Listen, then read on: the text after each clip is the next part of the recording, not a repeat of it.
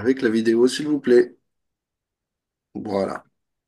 Donc, on va parler du départ de Krishna en direction d'Hastinapur après que ce dernier ait reçu les conseils d'Uddhava, l'appui de Narada Muni et l'aval de la majorité de l'assemblée des Yadus. Donc, c'est avec le cœur enjoué que Krishna va en direction de la capitale d'Indraprastha sous la charge de Yudhishthir. Est-ce que vous avez eu le temps de tous lire la fin du chapitre? C'est bon pour vous? Oui. Oui. Ok, bon, ça va être simple, hein. C'est vraiment beaucoup de descriptifs. La puissante personnalité de Dieu, le Tout-Puissant, le fils de Devaki, supplia ses supérieurs comme Vasudev et Ugrasena d'obtenir leur permission de partir. Krishna suit simplement, on va dire, l'étiquette qui veut qu'il soit dépendant bien, de ses parents, du roi. Krishna a intronisé Ugrasena en tant que roi, il s'est fait prince, bien qu'il soit le Tout-Puissant, il suit l'étiquette d'un parfait prince. Après avoir ordonné ses serviteurs menés par Daruk et Jaitra, il fit les préparatifs pour le départ. Krishna, une fois qu'il a entendu immédiatement le messager euh, et la décision de Uddhava, Krishna immédiatement est sorti de l'assemblée pour faire les préparatifs et aller voir les Pandavas. C'est vous dire eh bien, son attachement à Arjun, à Yudhishthir, Nakula, Sahadev, à Bhima. Il n'a même pas attendu un moment auspicieux dans la journée, la conjonction astrologique idéale. Non, il a décidé d'y aller immédiatement. Normalement, quand on prépare un voyage, il est de bon adage, voilà, de regarder, en tout cas, ça se faisait dans les temps anciens, quelle est la date propice au départ. Est-ce que les planètes vont faciliter notre départ, etc. Et là, Krishna n'a pas fait du tout. Eh bien, étalage, il est parti immédiatement. Il a arrangé aussi Krishna pour le départ de ses reines, de ses enfants, nombreux, n'est-ce pas? Et il a pris avec lui tous les bagages nécessaires eh bien, à leur maintien. Donc Krishna monta son chariot amené par Daruk, chariot qui était marqué eh bien, de l'emblème de, allez-y, s'il vous plaît, l'emblème de qui? Hanuman, Non, faux, faux. Non, faux. Faux. Qui vous a dit ça? Non, c'est pas Hanuman. Ben non, mais Hanuman, c'est l'emblème des Pandavas. ah oui, bah oui, Ah merci. oui, dans la Bhagavad Gita, c'est dit que le chariot de Arjun est on va dire, à l'insigne d'Hanuman. Mais qu'en est-il de Krishna? On l'a vu plusieurs fois.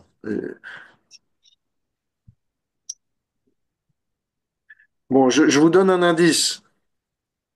De la même façon que Krishna utilise pour monture un chariot, de cette même façon, Vishnu utilise pour monture. Yoda. Voilà, exactement. Donc, Yoda sur l'emblème alors. exactement. Donc, vous n'avez aucun point et j'ai un point actuellement. Je suis à la tête de mon quiz. C'était facile. Donc, petit-fils, fils, femme, servante, fille, tous accompagnent Krishna, sauf quelques-uns comme Balaram ou Grasen. Pourquoi Balaram ne vient pas? Est-ce que vous avez une idée pourquoi il est exclu du voyage? Euh, c'est pas parce il reste arrosé tout la scie? Ah, bah oui!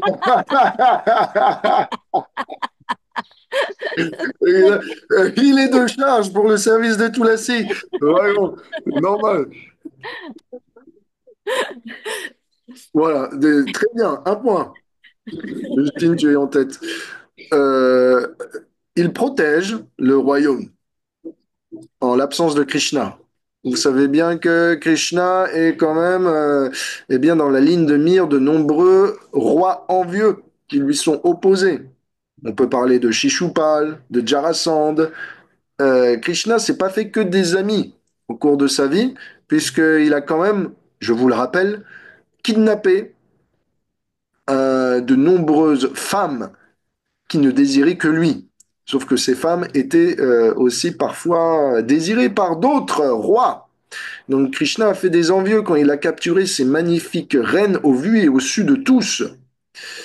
Et donc tout le monde attend eh bien, une ouverture pour attaquer Dvarka. Et donc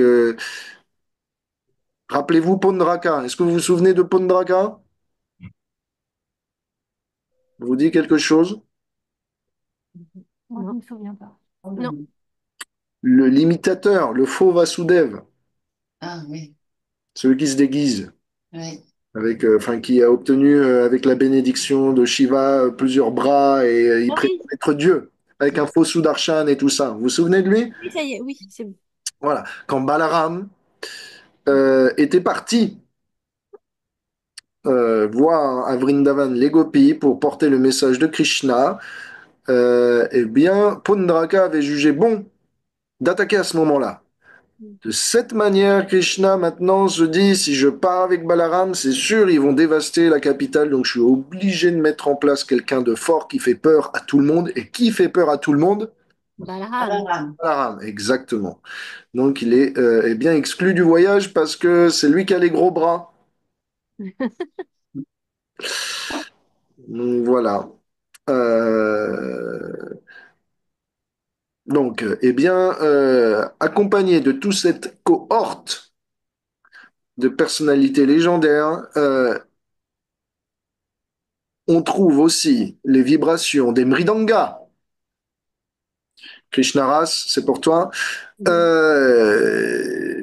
tambours, des conques, d'autres instruments de percussion, des kartals, et ainsi Krishna partit en fanfare depuis sa ville de Dvarka en direction de Indraprastha. On nous dit qu'il est parti aussi avec son armée, cavaliers, infanterie, tous, eh bien, l'entouraient, normal, pour éviter que des bandits de grand chemin, eh bien, viennent le dépouiller. C'est après quoi que Achyuta, avec ses femmes chastes et dédiées, avec leurs enfants, eh bien, le suivèrent dans des palanquins dorés. Qui s'est déjà fait porter dans un palanquin? Personne? Pas dans cette vie, hein. Ah. Et le jour de votre mariage, alors? On vous a pas porté dans un palanquin? Et non. Faut qu'on Bah, se remarie, c'est raté, là. faut qu'on se remarie pour ça. Donc, il faut faire les noces de diamant ou quelque chose, mais D'accord.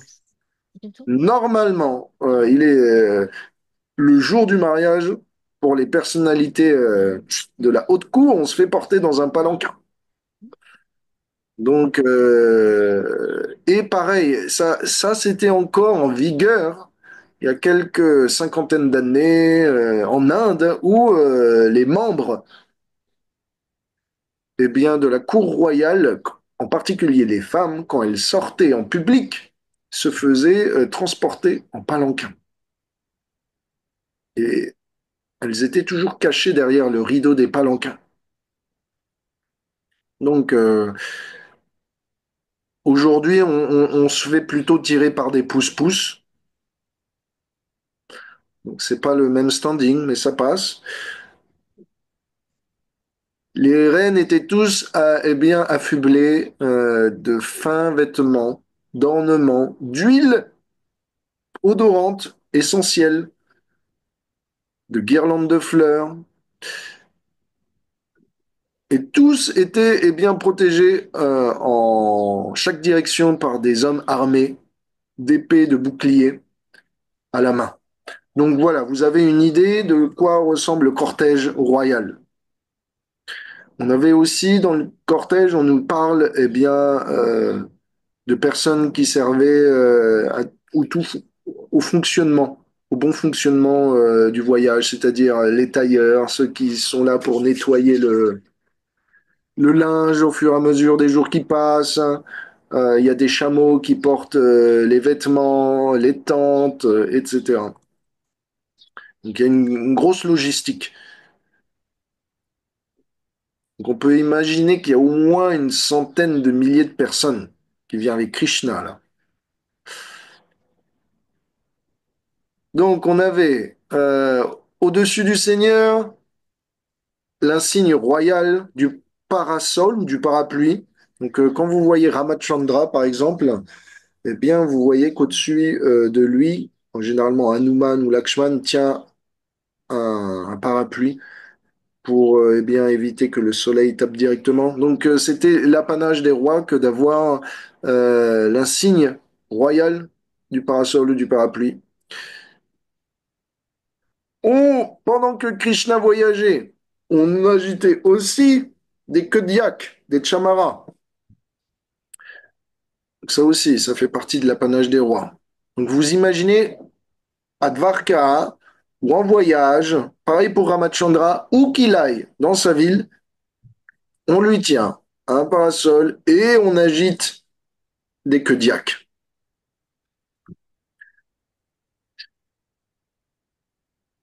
Durant le jour, les rayons du soleil reflétaient tout l'équipement des soldats, tels que leurs armes, leurs joyaux, leur armure en fer, ainsi que leurs casques. L'armée de Krishna faisait tellement de bruit lors de sa marche qu'on aurait dit que l'océan grondait avec des énormes vagues. Narada Muni aussi prit le départ après avoir honoré Yadupati. Yadupati, c'est un nom de Krishna, le chef des Yadus. Narada était parfaitement satisfait de sa rencontre avec Krishna.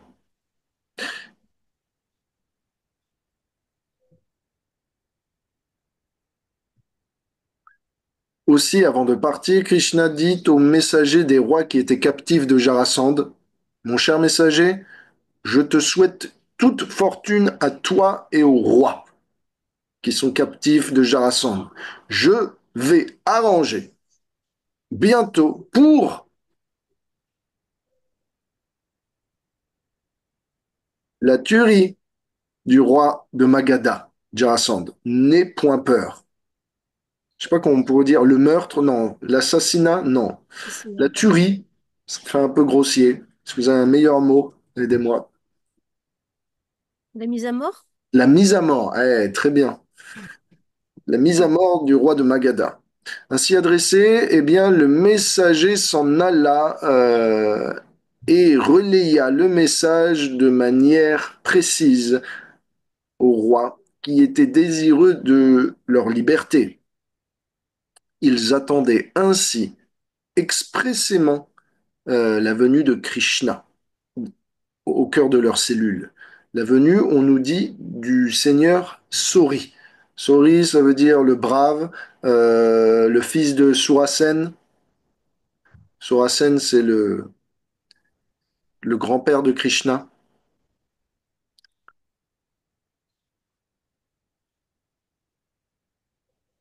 Ainsi, Krishna passa par les provinces de Anarta, Sovira.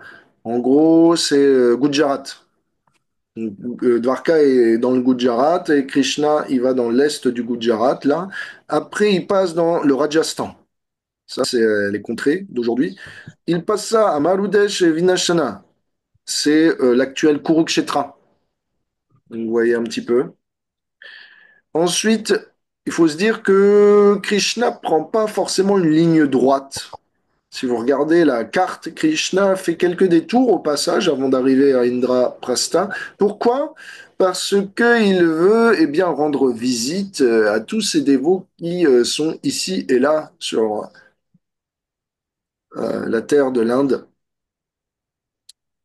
Mm.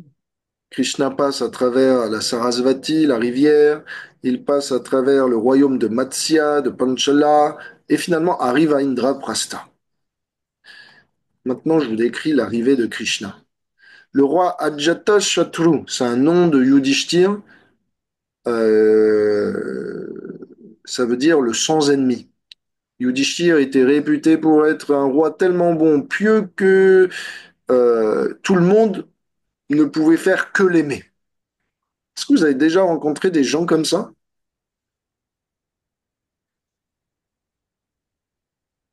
Il était aimé de tous.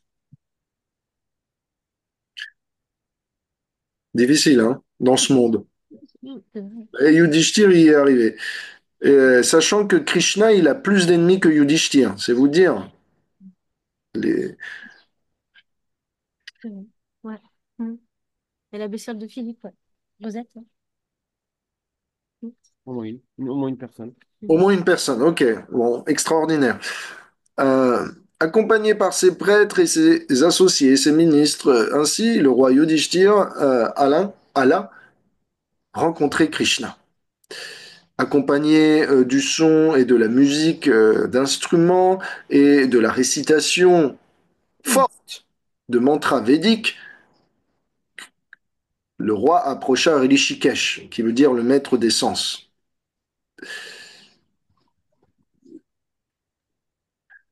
Le cœur du roi Yudhishthir était en train de fondre d'affection parce qu'il voyait enfin son plus cher ami, Krishna. Après tant de séparations, il embrassa encore et encore Krishna. Les Acharyas Jiva Goswami nous disent que quand Yudhishthir embrassait Krishna, il le relâchait. Après l'avoir lâché, il se sentait toujours insatisfait. Alors il re-embrassait Krishna. Après un certain moment, il arrêtait. Et puis il se disait, non, il faut que j'en fasse plus. Le contact de Krishna est trop doux et il est trop bon. Alors il re-embrassait Krishna. De cette manière, eh bien, les salutations n'en finissaient pas. Pourquoi Yudhishthir embrassait Krishna encore et encore? Le Bhagavatam nous dit, l'éternelle forme de Krishna est la résidence incessante de la déesse de la fortune. Donc quand on embrasse Krishna, on embrasse aussi la déesse de la fortune. Et donc on embrasse la victoire, le succès, l'énergie spirituelle, la joie, le bonheur. Aussitôt que Yudhishthir embrassait Krishna, le roi devenait libre de toute contamination matérielle. Yudhishthir est forcément un dévot, donc quand on dit ça, ça veut dire que le contact de Krishna est purifiant. Il immédiatement sentit en lui l'énergie spirituelle de joie le submerger, et il tomba dans un océan de bonheur. Il y avait des larmes qui coulaient le long de ses joues. Son corps tremblait d'extase, il avait des frissons. Il oubliait parfaitement autour de lui son environnement et n'avait plus conscience du monde qui l'entourait. Après quoi, Arjuna embrassa aussi Krishna. Nakula et Sahadev firent de même avec Bhima. Et puis, quand tout le monde reprit ses esprits, tout le monde vint à agir selon les normes. C'est-à-dire, c'est quoi les normes dans la cour royale ou même, on va dire, dans la société des Vaishnavas, des dévots? La règle au monde spirituel, donc c'est important, c'est là où on va, c'est que si vous avez quelqu'un qui est plus âgé que vous offrez vos hommages. Vous posez votre tête à ses pieds. S'il y a quelqu'un qui est plus jeune que vous recevez les hommages et vous montrez compassionné. Vous lui mettez une petite, petite main sur les cheveux, comme fait Mère Yashoda avec son enfant. Vous pouvez lui embrasser la tête Quand vous avez quelqu'un qui est à peu près du même âge que vous ou du même rang, eh bien là, vous pouvez l'embrasser comme un ami. Et donc Arjuna, il est 6 mois de moins que Krishna. Donc ils sont à peu près du même rang, ils sont princes tous les deux, et donc ils s'embrassent comme des amis. Son cousin aussi. Yudhishthir et Bhima sont 2 ans de plus âgés que Krishna. Yudhishthir est roi, Krishna est prince, et donc, eh bien, Krishna offre ses hommages à Yudhishthir et à Bhima, puisqu'ils sont aînés. Quant à Nakula et Sahadev, qui sont plus jeunes, des fils de Madri et non de Kunti, la sœur de Vasudev, donc par liens familiaux plus éloignés, eux, eh bien, offrent leurs hommages à Krishna. Vous voyez un petit peu, c'est ce qui se passe à chaque fois. Dans l'extase, ils ont oublié toutes ces formalités. Après qu'ils ont repris leurs esprits, après avoir embrassé suffisamment Krishna, ils se sont allés à la coutume.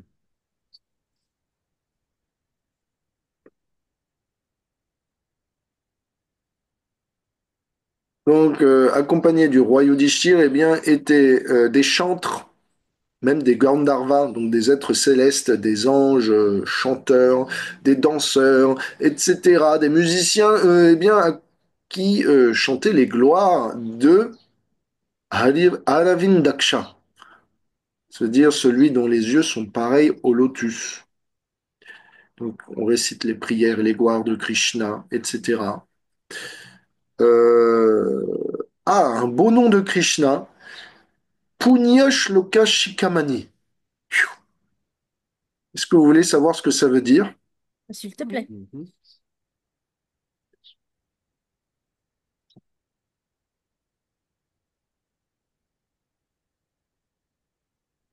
C'est un nom compliqué, hein. Le joyau rutilant de ceux qui sont justement renommés. Un nom de Krishna, le joyau rutilant de ceux qui sont justement renommés. Punya Shloka Shikhamani. Ou si vous voulez, en gros, le joyau parmi les justes. C'est un beau nom, non? Pas Ouais, mal, hein? Et ça nous est dit, puisque Krishna est le joyau parmi les justes, quand il vint à entrer dans la capitale de Indraprastha, eh bien, elle était décorée de 1000 feux. Tout le monde était en train de parler à propos de Krishna. Ça, c'est Prabhupada qui nous raconte ça. Quand Krishna entre dans la cité, tous les gens s'attroupent autour de lui dans la rue et commencent à parler de ses gloires. Le Bhagavatam décrit d'ailleurs un peu plus les routes de Indraprastha. Pour l'occasion, la réception de Krishna était parfumée d'un liquide odorant. Il y avait des couleurs partout, des drapeaux, des canopées de tissu, il y avait des pots d'argile eh bien, remplis de liquide de valeur, de sorte que la cité était de toute splendeur. Les jeunes hommes et les jeunes femmes, qui étaient parfaitement bien habillés, eh bien, venaient tous accourir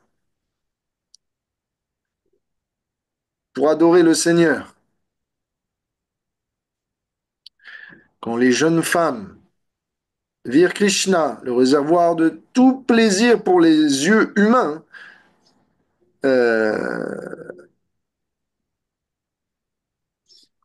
elles firent comme les gopis. Elles abandonnèrent tous leurs devoirs de femmes au foyer, tous leurs devoirs d'assistantes, tous leurs devoirs de parents, tous leurs devoirs d'amis, etc., pour laisser leurs bambins, leurs maris, leurs invités, leur travail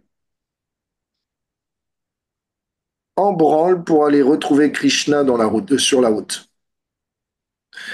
On nous dit que parfois elles étaient tellement en hâte que, eh bien, leurs tresses dé- se défirent, non, se défèrent, se défurent, Non, rien se défire. Bien. se défire. Ça fait un peu bizarre des fois la langue française, hein. Ce sont des faits. Se défait, se défaire. Bref, vous m'avez Mm. compris. Se défire, et puis même parfois elles étaient tellement hâtées que leur sari commençait à se défaire dans la course. Donc vous imaginez, elles se tenaient le sari comme ça pour aller Oui, voir Krishna. Donc voilà. c'est vous dire la puissance surnaturelle, la puissance surnaturelle de Krishna en termes d'attraction. Donc, toutes ces femmes de la cité semblaient embrasser Krishna de par leur regard, et dans leur mental, elles imaginaient pouvoir, eh bien, véritablement embrasser Krishna. Et elles exprimaient leur sentiment d'attraction par des sourires, observant, ah, la jalousie féminine, observant les femmes et les reines du Seigneur Mukunda, passant comme des étoiles accompagnant la lune. Qui est la lune, en l'occurrence?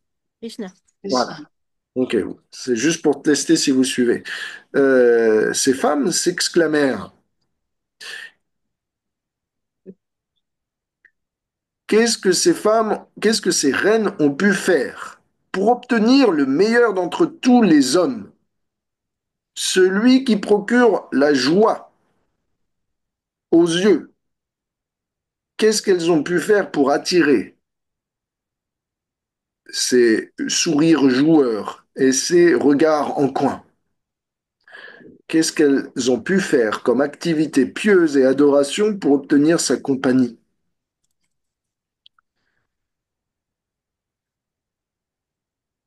Donc, beaucoup de pieux citoyens apportèrent aussi des cadeaux à Krishna, etc.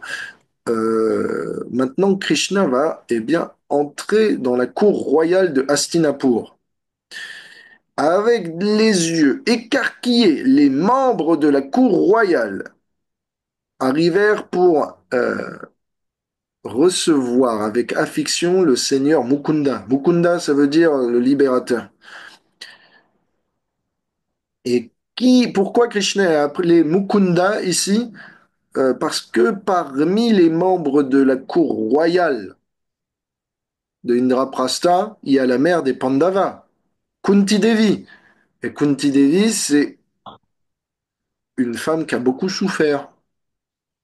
Elle était veuve. Le frère de son mari a pris toutes ses possessions. Il a tenté d'assassiner ses enfants à plusieurs reprises. Imaginez-vous avoir subi tout cela. Donc, Mukunda, il vient libérer l'anxiété de Kunti Devi.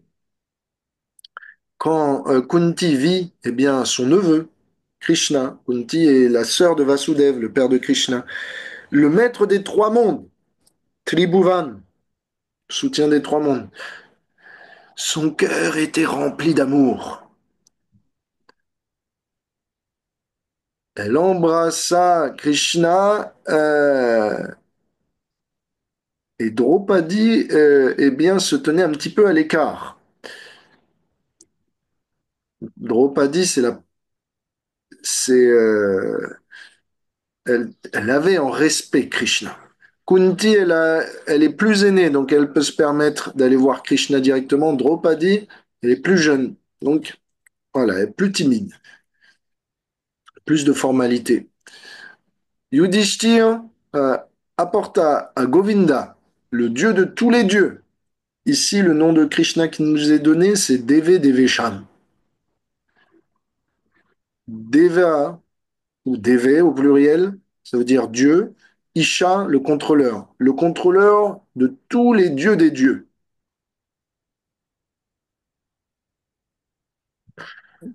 Donc, Yudhishthira amena Krishna dans ses quartiers personnels.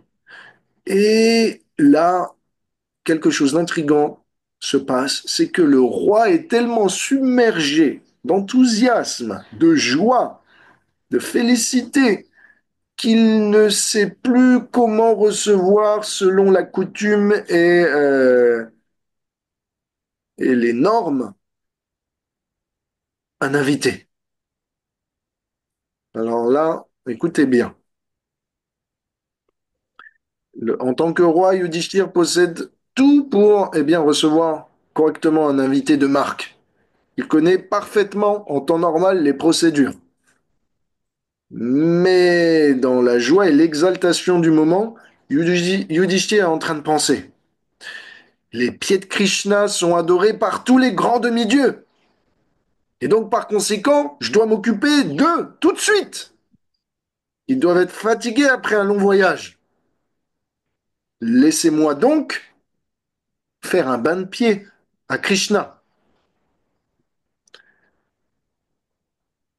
Après, Yudhishthir commence à penser, ah non, c'est mieux si d'abord je lui donne une guirlande. Parce que pendant que je vais lui laver les pieds, quelqu'un va lui offrir une guirlande et va me prendre ce service. Alors que moi, j'ai envie aussi de lui offrir une guirlande. Donc Yudhishthir est en train de penser, il faut que je lui lave les pieds. Non, si je lui lave les pieds, quelqu'un va me voler le service de lui offrir une guirlande, ce que je veux faire. Donc je peux pas le faire, il faut que je lui offre une guirlande tout de suite. Après, Yudhishthir commence à penser, oh là là, vaut mieux que j'adore Krishna immédiatement, avec un arti, en lui offrant un encens, une lampe, un chamara, parce que Krishna me considère comme son aîné, comme je suis un peu plus âgé que lui. Si je profite de ce moment, de ce court moment où Krishna a baissé sa garde, il va me laisser l'adorer. Autrement, Krishna va être humble et il va refuser mon adoration. Donc il faut que je fasse le puja maintenant tant qu'il est possible, tant que c'est possible. C'est mon opportunité. Non! Après, Yudhishthir se dit non, je peux pas faire le ban pied maintenant, je vais pas faire la guirlande maintenant, je vais pas faire le puja maintenant. Plutôt, parce que le puja va prendre trop de temps. Et si je prends trop de temps, Krishna va avoir faim. Et si Krishna a faim, je vais me sen- et je vais, ça va être une offense au Seigneur. Donc il faut que je lui serve à manger. Donc Yudhishthir, il est en train, si vous voulez, quand il pense tout ça, Yudhishthir est en train de se diriger vers les objets en question. Donc d'abord, il se tourne vers le pot. Il demande au serviteur, apportez-moi l'eau, etc. Après, il change d'avis. Il dit, non, non, apportez-moi la guirlande. Est-ce qu'elle est bien faite? Laissez-moi voir. Après, il dit, non, laissez-moi, apportez-moi le plateau d'arty. Donc, Yudhishthir est en train de faire des allers-retours comme ça dans la pièce. Et Krishna, il voit ça. Et puis Yudhishthir dit non, abandonnez tout, servez le repas. Et donc Krishna lui dit mais pourquoi tu es si confus? Pourquoi tu cours ici et là? C'est moi qui dépends de toi. T'as pas besoin de t'occuper d'occuper d'un invité quelconque de cette manière. Ça suffit. Repose-toi, assis-toi et discutons. Ça fait longtemps qu'on ne s'est pas vu. Assez de toute cette procédure. Passons du temps ensemble. Et Krishna dit quelque chose de magnifique. Comme tu es la source de mon souffle, laisse-moi, lorsque tu t'assois, prendre le temps de te contempler pour que je puisse retrouver ma respiration.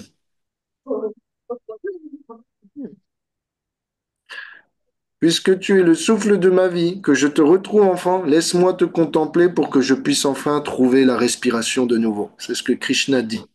Donc arrête de bouger ici et là, arrête de m'adorer. Simplement passons du bon temps. Oublions toutes ces procédures. Soyons amis.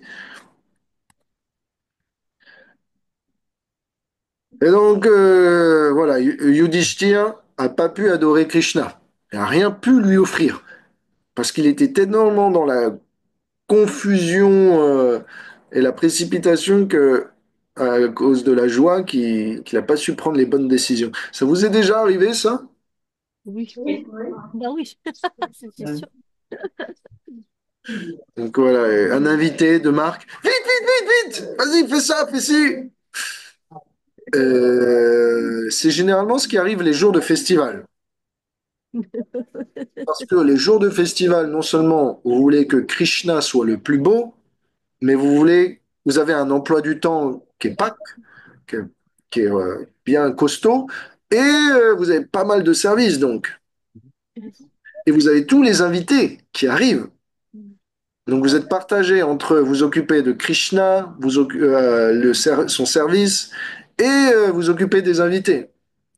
Et donc il y a tellement de choses à faire que parfois ça crée même des tensions. Et puis c'est là que patatras, on renverse le pot, on renverse l'assiette.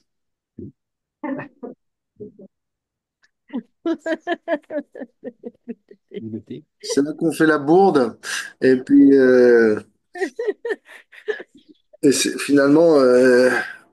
finalement, on voulait gagner du temps, mais ça ne marche pas. Apparemment, il y a quelqu'un qui fait des bourdes ici. Ouais, on a une bonne anecdote Ouais. quand on avait reçu Rupa, Rupa les et d'autres dépôts. dévots. Nathalie était en cuisine et puis tu avais commencé une préparation et moi je savais pas qu'il fallait offrir le thé, enfin que tu voulais Tout l'offrir. offrir, moi je ferai tout. Et, euh, et je suis arrivée et j'ai goûté le thé et Philippe aussi a goûté le thé et là c'était catastrophe en cuisine. Donc on a tout recommencé. Ah oui, d'accord, d'accord. Dans la précipitation et la joie de recevoir les invités. C'est ça, c'est exactement l'anecdote que comme tu décris. Bon. Donc mon côté râleuse est sorti. Ah, t'as pas fait ça, mais non, c'est pas possible. Ah, tu l'as fait bien. La, la seule fois où je me suis vraiment énervé contre un dévot, plutôt en l'occurrence une dévote, la pauvre, c'était un jour de festival. Parce que du coup, quand tu reçois beaucoup d'invités un jour de festival, que tu as beaucoup de choses à faire, etc., t'as le service au maximum, tu es sous tension, t'as pas de temps à perdre. Et s'il y a des gens qui viennent te faire suer pour un oui ou pour un non, t'as des chances d'envoyer balader. Mm. Et spécialement si on n'est pas très maniéré et si on fait des pieds et des mains pour des petits détails, tu as tendance à monter en pression très vite. Donc faites attention les jours de festival. Vous mettez pas trop la pression. N'oubliez pas que les jours de festival sont faits pour la coopération et non pas pour la dissension. Donc On en rigole depuis nous. Oui. C'est le voilà, mini joke. voilà. Bon, vous avez de la chance. Moi, ça a mis quelques années avant de pouvoir réparer le lien avec cette dévote. Ah, Pendant plusieurs années, Sur la elle me table. regardait même pas. J'étais dans le couloir, tac, on changeait de. ouais. Donc, ouais. Tiens, elle est fort alors. Je lui ai lancé ma Shadar à la figure. Donc, Voilà. j'y suis allé plutôt fort.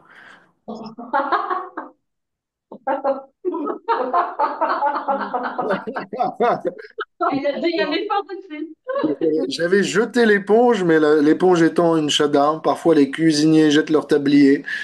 Après, c'est plus difficile quand vous êtes des constructeurs et que vous lâchez votre pavé. Ça peut faire mal. Je Faut sais. pas Il y a lancer bien. le pavé à la figure, d'accord? Qui est le constructeur chez vous? Il y en a quelques-uns, ouais. Ok, voilà, faites attention, s'il vous plaît. Quelqu'un vous embête un jour de festival, ne lui lancez pas Baramine. le pavé à la Une figure. baramine. Coup de baramine. Voilà, ou les garagistes avec la clé à molette, s'il vous plaît. On va laisser faire. Bref.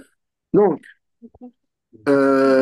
Yudhishthir arrange pour que Ardana, ça peut vouloir dire deux choses.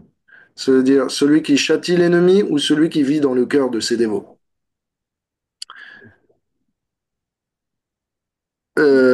Donc après que Krishna et Yudhishthir et longuement discuté en se regardant avec joie, eh bien, Yudhishthir proposa, eh bien, de lui laisser prendre un peu de repos, de faire une sieste après un long voyage. Ça, c'est un point important, c'est que euh, ayez toujours à l'idée que votre invité, il vient de faire un voyage, il a peut-être eu beaucoup d'efforts à faire juste avant, donc lui sautez pas trop dessus, même si vous êtes content de le voir. Je dis ça pour les parents aussi. Quand vous avez un enfant, votre enfant qui passe vous voir, voilà, relax, pas trop dessus, ne lui sautez pas tous dessus, montrez-lui sa chambre, laissez-lui un peu de temps. Voilà. Ça, c'est la coutume du monde spirituel. Et donc, Yudhishthir a aussi indiqué, eh bien, les quartiers de tous ceux qui accompagnaient Krishna, comme Kritavarma, Satyaki, ses ministres, ses secrétaires, Uddhava, etc. Tous étaient donc confortablement installés. Et Yudhishthir arrangea que chaque jour soit différent de la veille. Il arrangeait à chaque journée une nouvelle réception, des nouvelles festivités, des nouveaux voyages, des nouveaux numéros, etc., etc.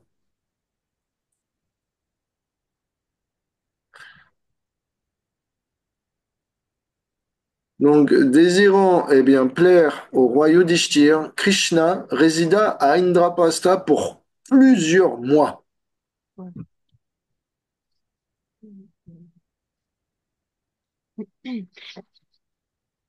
Durant son séjour, lui et Arjuna eh bien, firent, passèrent du temps aussi ensemble.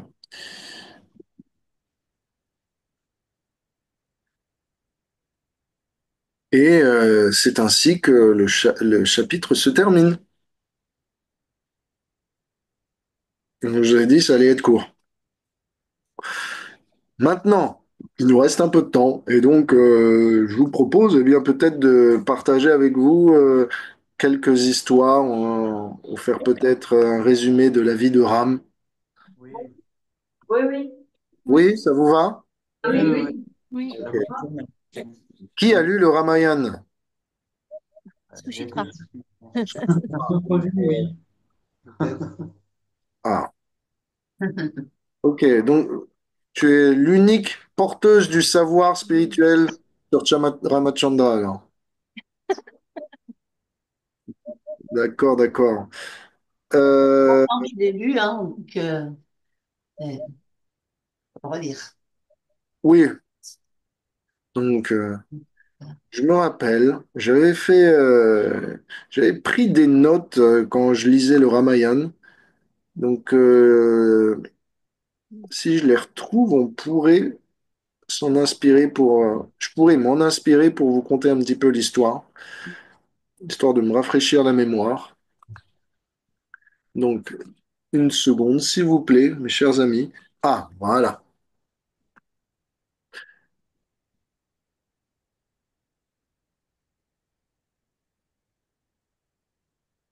Donc, c'est dit dans le Bhagavatam que Ramachandra est venu pour plusieurs raisons dans ce monde.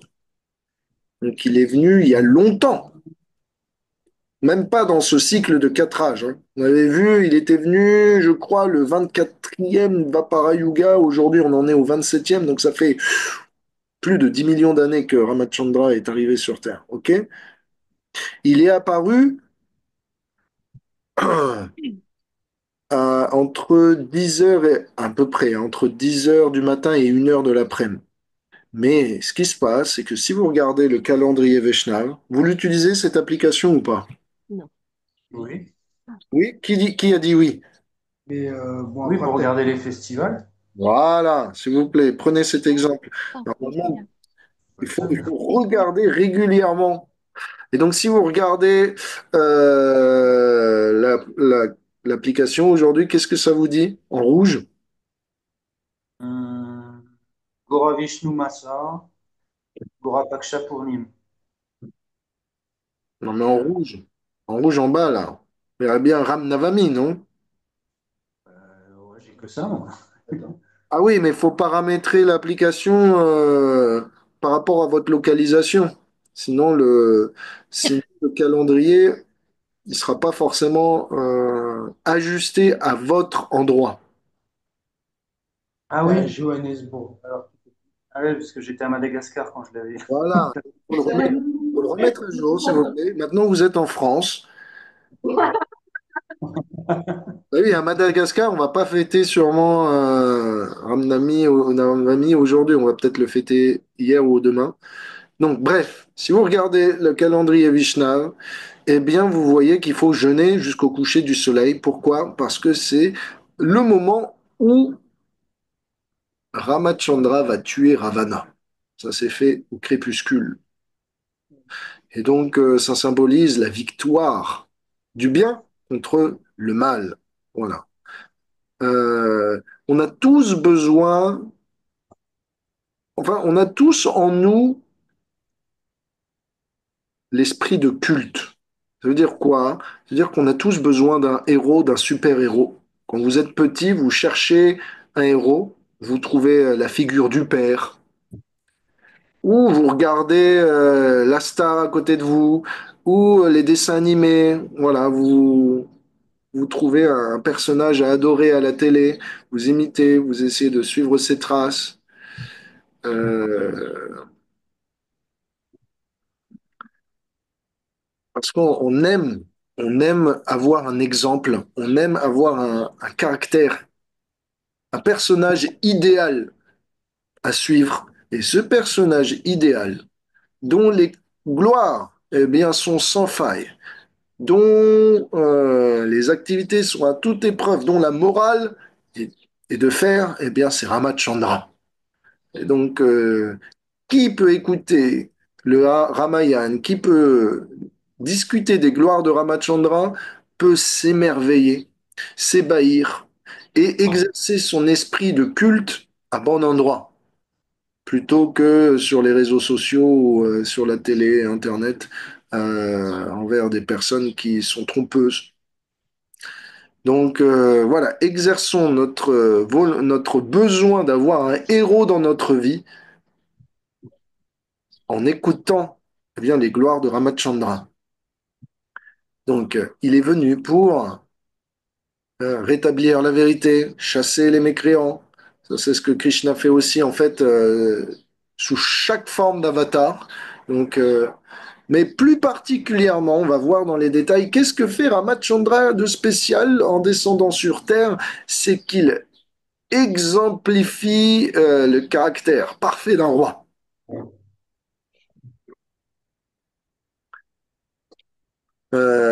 Pourquoi Ramachandra descend pour plusieurs raisons, parce que les rishis, les demi-dieux, avaient des problèmes avec Ravan. Ravan était puissant et il perturbait un petit peu l'ordre cosmique, si on veut dire. Et donc, ils ont été priés à Shvetadvip, l'étoile polaire, c'est-à-dire Vishnu Loka. Et ils ont demandé, s'il te plaît, Seigneur, descends, viens nous aider, nous avons du mal à affronter les démons, viens rétablir la balance.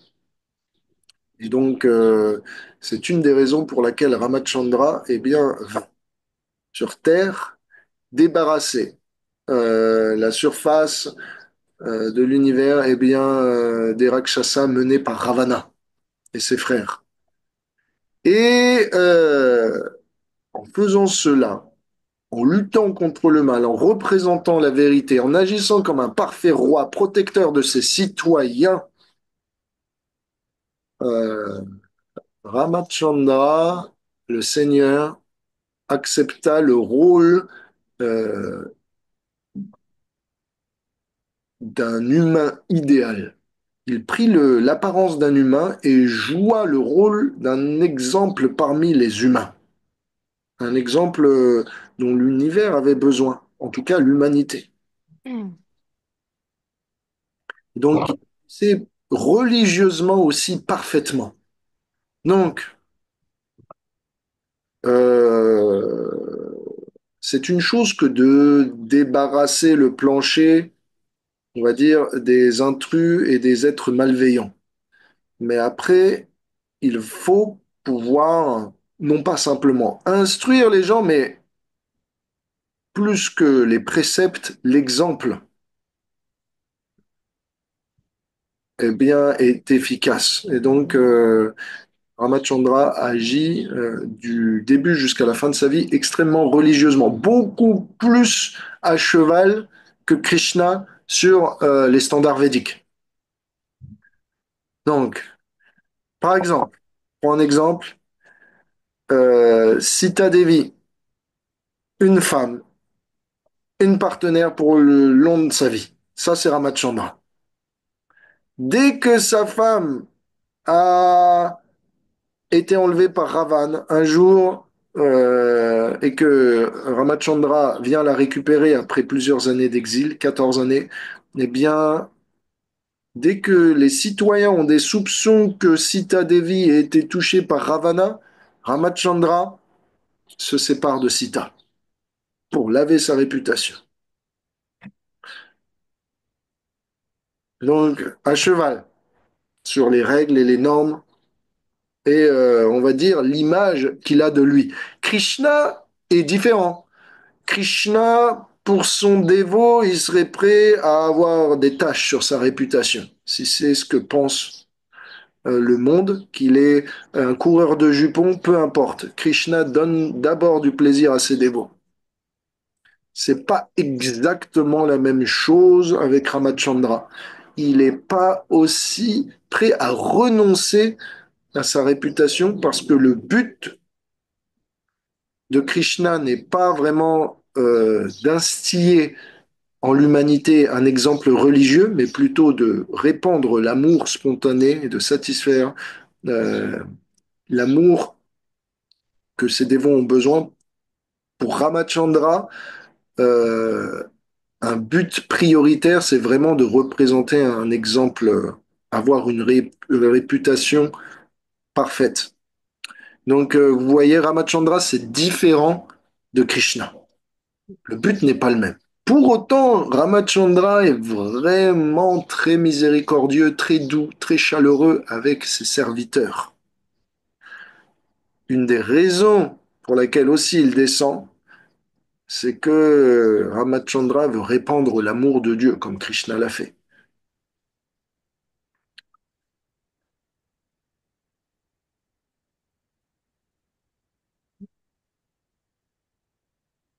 Je voulais poser une question privative parce que j'ai entendu une autre version aussi, Mhm. que Sita, euh, c'était son, on va dire comme son clone qui a été Oui, oui, c'est étudié, ça. mais pas elle. C'est ça, Oui. exactement. Alors, ça, vous le trouvez dans le Chaitanya Charitamrita. Quand le Ramayana explique ça, il y a un serviteur de Ram, enfin un dévot de Ram, donc il y a 500 ans dans le sud de l'Inde, qui pleure, il est inconsolable et Chaitanya Mahaprabhu lui dit, pourquoi tu pleures?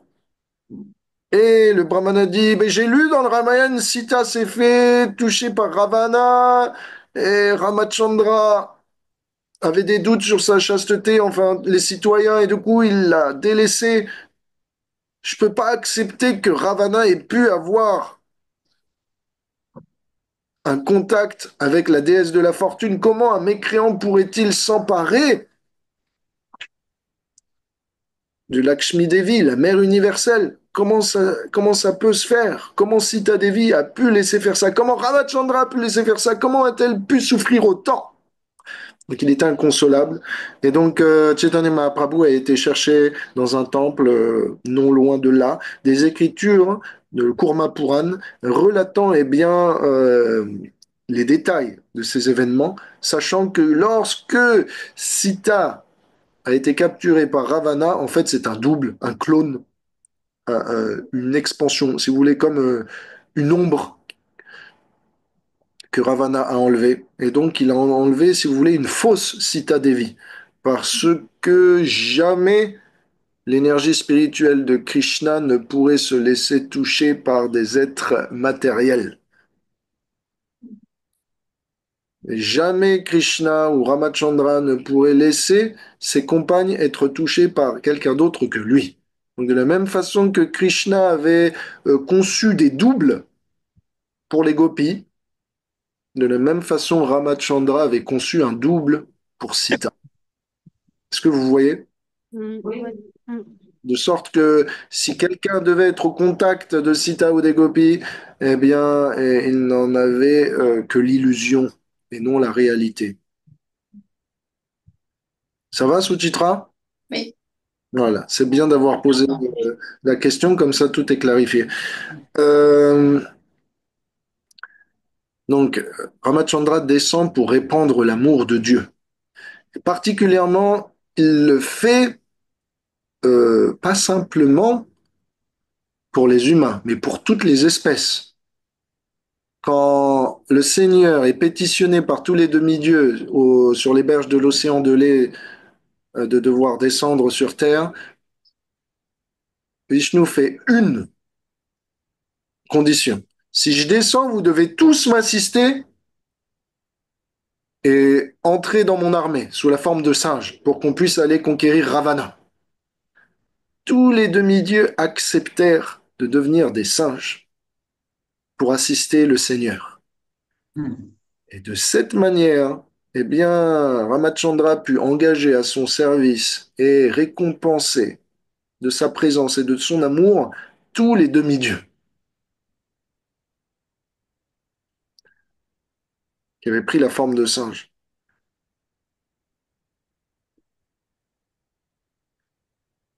Non seulement ça, mais qui a construit le pont de Lanka qu'on peut trouver à Setu Banda dans le sud de l'Inde? C'est les singes, c'est l'armée de Ah non. Ramachandra. Ramachandra, il est, il est tellement dédié, il aime tellement ses dévots que il veut leur donner tout le crédit de sa victoire. Bien qu'il soit le Seigneur suprême, bien qu'il puisse faire tout, dans l'idée d'être un humain, dans ce jeu d'acteur humain, il vint à dire, je suis limité, ma puissance est limitée, je vous en prie, trouvez un moyen de me permettre d'assiéger Lanka, cette île sur la côte de l'Inde, séparée par l'océan, par une centaine de kilomètres. Comment peut-on faire pour assiéger? Alors les singes dirent, on va construire un pont, on va ramener plein de cailloux, des montagnes, et on va construire un pont. Ramachandra, il s'est, si vous voulez, abandonné à l'armée des singes menée par Sugriva pour pouvoir eh bien, récupérer sa bien-aimée. Donc, Ramachandra dépend de ses dévots, comme Krishna. Krishna dépend de ses dévots euh, pour être,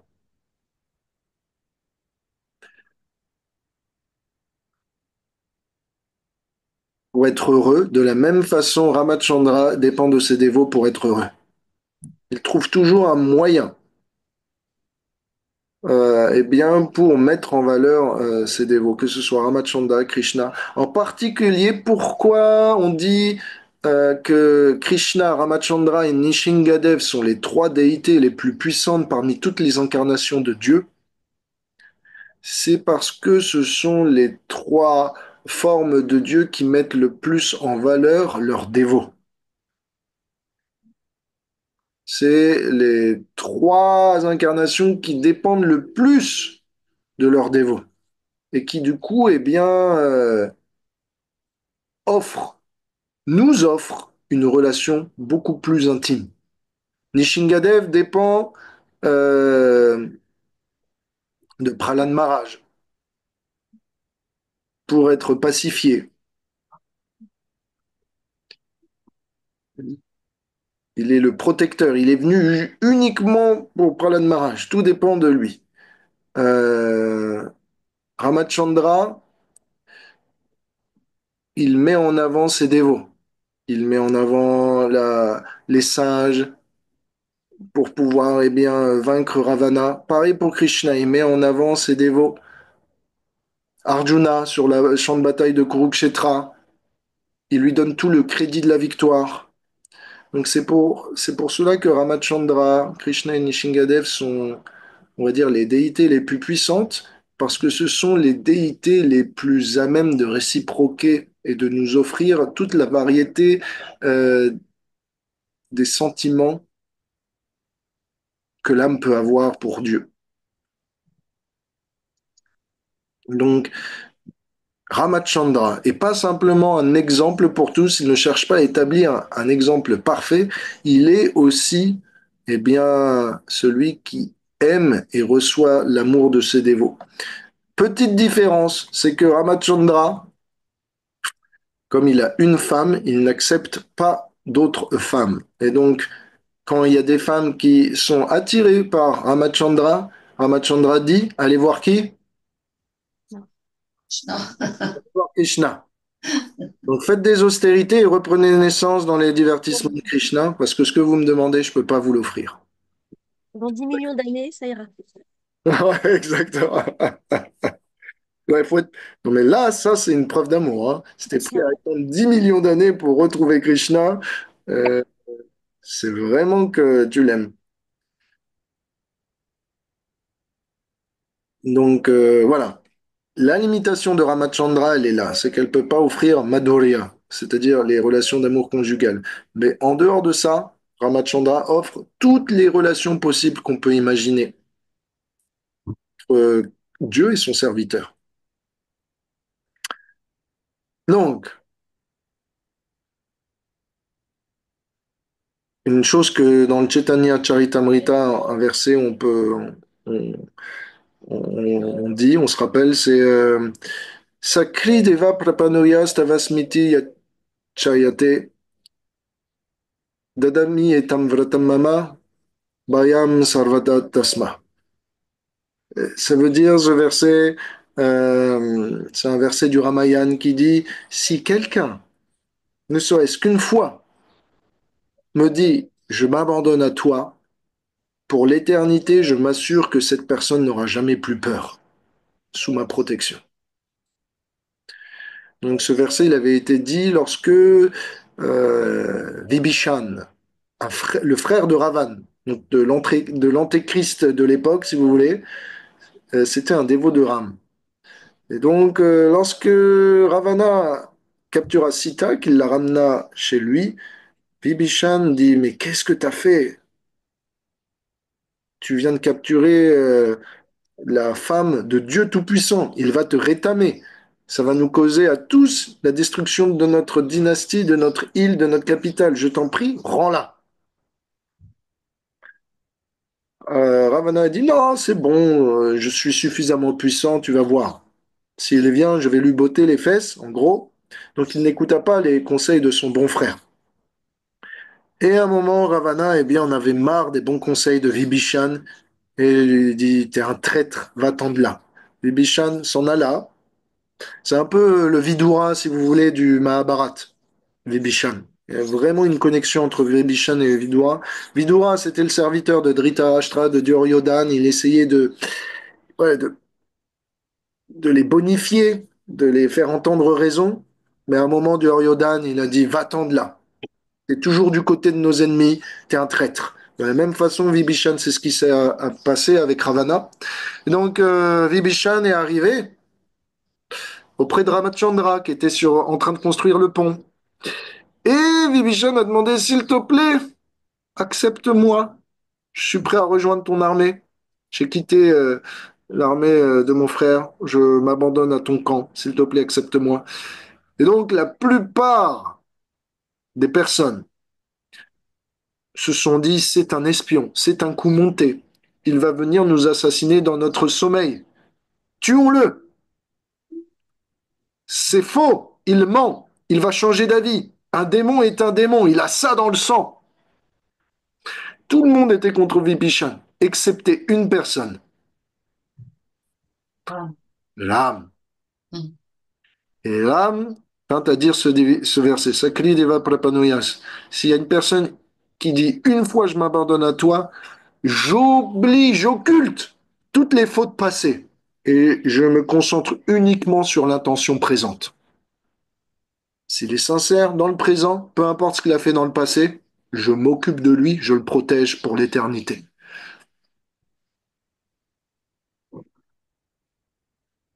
Donc, c'est la façon dont Ramachandra s'occupe de ses dévots. Il est plein d'amour, il déborde d'amour pour ses dévots.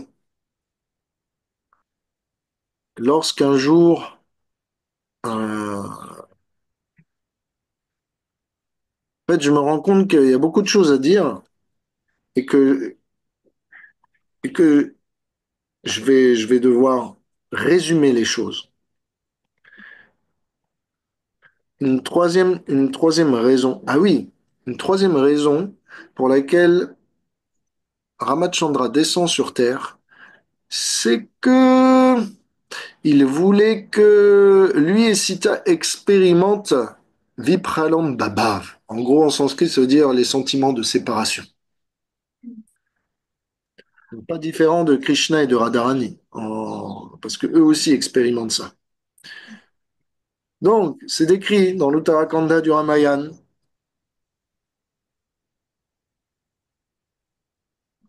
que Durvasa dit un jour dans l'ermitage de Vasistha à Dharasharat, c'est le père de Ramachandra. Par le passé, il y avait eu un conflit entre les Devas et les Asuras. Et les demi-dieux étaient menacés. Ils ont plus pris refuge du sage Brigu, un fils de Brahma. Et ce dernier, eh bien, les a protégés dans sa maison par des pouvoirs magiques. Pardon, c'est l'inverse. C'est un jour, il y avait une bataille entre les démons et les demi-dieux, et les asuras, donc les démons, avaient le dessous. Et donc ils sont allés voir Bhrigu Muni pour chercher refuge. Ce dernier accepta de les protéger dans son refuge et scellé par de la magie. Donc les demi-dieux ne pouvaient pas, eh bien, entériner leur victoire et clamer véritablement avoir conquis les démons. Et donc,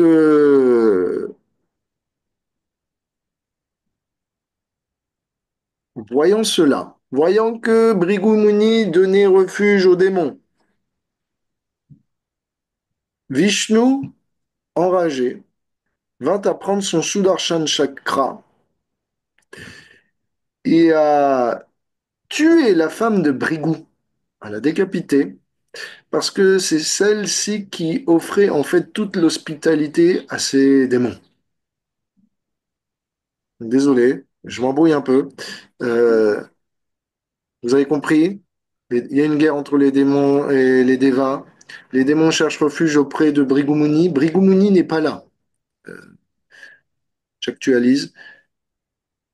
Et c'est la femme de Bhrigu Muni qui les reçoit, qui les protège. Vishnu n'est pas content de ça. Il prend son Sudarshan Chakra et la décapite. Bhrigu Muni arrive quelque temps après et voit eh bien, la tête tranchée de sa femme. Et dans sa rage totale, Bhrigu Muni prend son cordon brahminique, le noue autour de son pouce pour prononcer une malédiction à l'encontre de Vishnu. Et le Ramayana nous dit que il dit, tu devras prendre parmi naissance parmi les hommes de ce monde, au Janardhan, et tu devras expérimenter la même séparation que je connais maintenant avec ma femme. De la même façon que tu m'as séparé de ta femme, je te séparerai de la tienne. Ok, c'est une des raisons pour laquelle, eh bien, Ramachandra vint à se séparer de Sita. Mais en fait, cette malédiction n'était qu'un prétexte pour le Seigneur pour expérimenter de nouveaux sentiments avec sa femme. Donc, Une malédiction, ça peut pas prendre sur Dieu. C'est oui, qu'il accepte de jouer le jeu. exactement, tu as tout compris. Sauf s'il accepte de jouer le jeu. Et il accepta de jouer le jeu. Donc, c'était le destin. En fait, tout ça a été organisé pour avoir une raison de descendre sur Terre et voilà, d'être séparé de Sita. Une autre raison que nous donnent les Acharyas, c'est que un jour, à Vaikunta, Narayan et Lakshmi Devi sont ensemble. Et Sita Devi, pardon, Lakshmi Devi, elle dit à Narayan, écoute, j'ai une faveur à te demander. Narayan dit, dis-moi tout, je suis capable d'exaucer tous tes vœux. J'aimerais qu'on soit un jour un peu plus intime ensemble. Est-ce qu'on pourrait pas avoir un peu d'intimité? Et Narayan dit, comment ça? On est toujours tous les deux uniquement, pratiquement tout le temps. Pourquoi tu demandes plus d'intimité? Et Lakshmi Devi se tourne vers Shesha, qui accompagne toujours Narayan. Shesha avec ses 1000 et donc ces 1000 paires d'yeux qui regardent intensément ce qui se passe. Ouais. Pour l'intimité. Et donc, comment tu parles d'intimité? Il y a toujours en permanence à me scruter tout ce que je fais, tout ce qu'on fait. Je me sens jamais seul avec toi. Pourquoi il est toujours là, lui? Donc, Narayan dit, ok, d'accord, on va arranger qu'on puisse trouver l'intimité et pour cela, on va être en exil ensemble pendant 14 ans dans la forêt. C'est pas mal. C'est on va être, et donc, je vais être séparé de mon royaume, séparé de mes citoyens, séparé de mon père, de ma famille, de mes frères, mais je serai avec toi aussi pendant un temps. Donc de cette manière, Ram, pratiquement une grosse partie de sa vie, va expérimenter une vie de solitude pour être en séparation aussi avec toutes les personnes qu'il aime, pas simplement de sa femme, mais aussi de ses citoyens, de son père, de sa famille. Et, Il est avec oui, Lakshman, du coup? comment? Il n'est pas avec Lakshman quand il est Oui, dans la avec forêt? Lakshman, mais il est pas, et c'est fini, il est plus avec sa famille, le reste de sa famille. Il n'est pas avec Bharat, il n'est pas avec Shatrugna, ses autres frères. D'accord. Mais elle était épiée par Shesha Oui, et il est encore là, en fait. Bah oui, le temps de Lakshman. Non, mais voilà. T'as bien compris, c'est ça. C'est ça. Donc, c'est comme si tu avais 1000 caméras dans ta chambre. C'est peut-être Eh ça, ben, mais on ne sait pas, quoi, vu qu'on est un peu aveugle. Donc voilà, vous avez plusieurs raisons, des motivations de la descente de Ramachandra, donc pour protéger les démons, pour servir d'exemple à l'humanité, pour satisfaire le bonheur de ses dévots et montrer combien il est aimant, pour expérimenter les sentiments de séparation avec Sita Devi et avec les autres.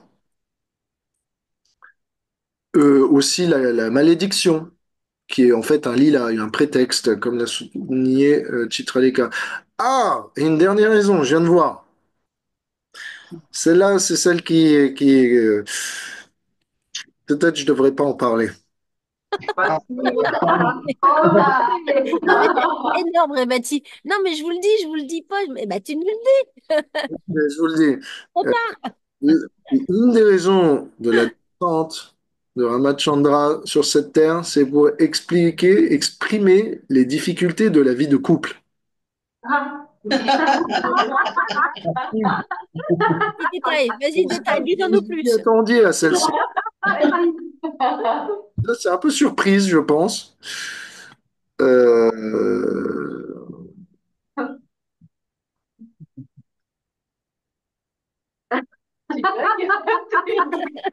Là, faut que tu développes maintenant.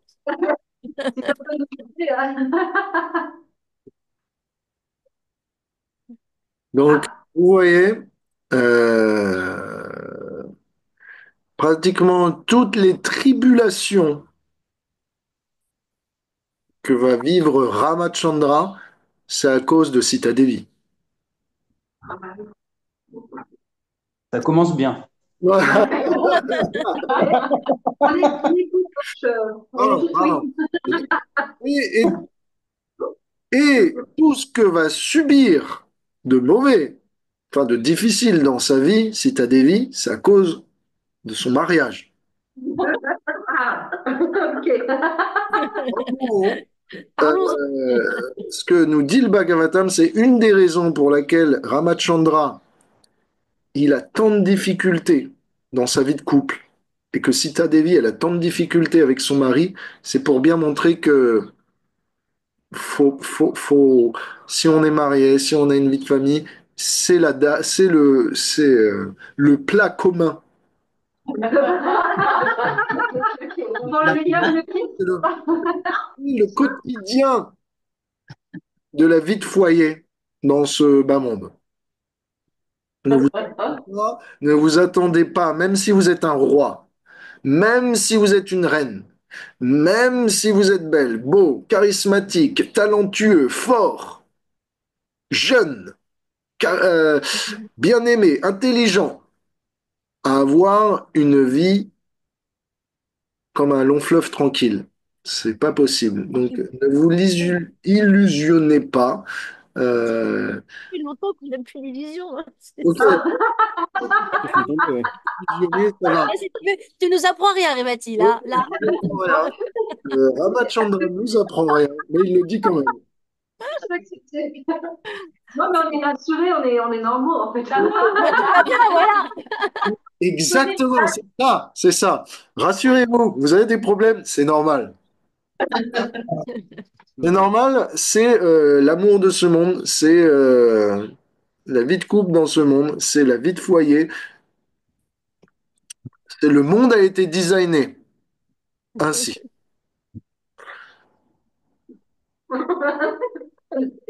On parle des bons côtés quand même aussi, parce que, Oui, hein, parlons des bons côtés, parlons des bons côtés de la vie de couple de Ramachandra. voilà. Ok, il a été marié quelques années en tant que roi-prince, pardon. Après, ils ont été exilés dans la forêt. Ils ont été séparés toute leur vie. Et quand ils arrivent à se retrouver ensemble, on les critique. Finalement, à cause de ces critiques, Sita Devi se brûle. On a c'est la fausse. Ouais. Magnifique. Et Ramachandra finit veuf. Quand tu lis ça, tu deviens brahmachari tout de suite. D'accord. Non, ça, on comprend mieux maintenant.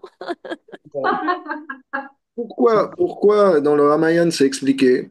Pourquoi Sita Devi, une raison de plus pour laquelle Sita Devi et Ramachandra eh bien, passent par de si sévères difficultés, c'est qu'un jour,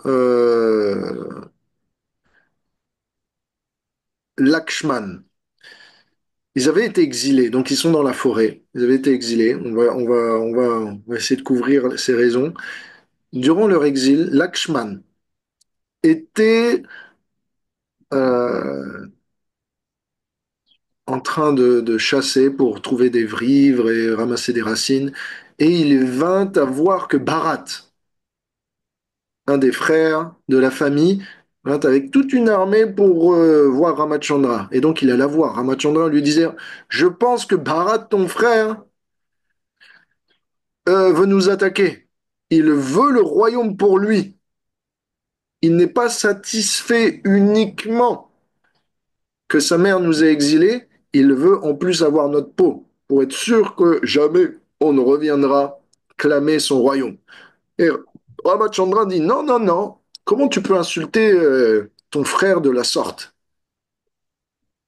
Il a des bonnes intentions. Et donc quand Bharat arriva, et il dit, écoute, je t'en prie, ma mère, Kakei, veut que je sois l'héritier en chef, mais toi seul es digne. Renonce à ton vœu d'exil, reviens reprendre la couronne. Ramachandra dit non, j'ai donné ma parole, j'ai suivi les vœux de ma mère, de ta mère, j'accepte d'être exilé.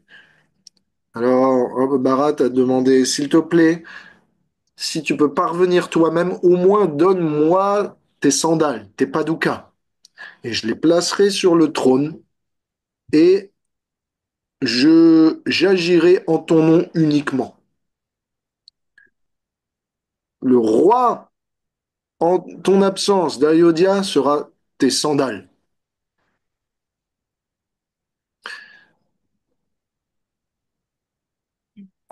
Donc, il est dit que pendant les nombreuses années où, les 14 années où, eh bien, Ramachandra était dans la forêt en train d'être à la recherche de Sita, etc., eh bien, Bharat avait mis les padukas, on va dire les sandales de Ramachandra sur le trône. Et lui ne s'asseyait jamais sur le trône. De sorte à ce que il n'était que le serviteur de Ram, il n'était que son intermède en son absence.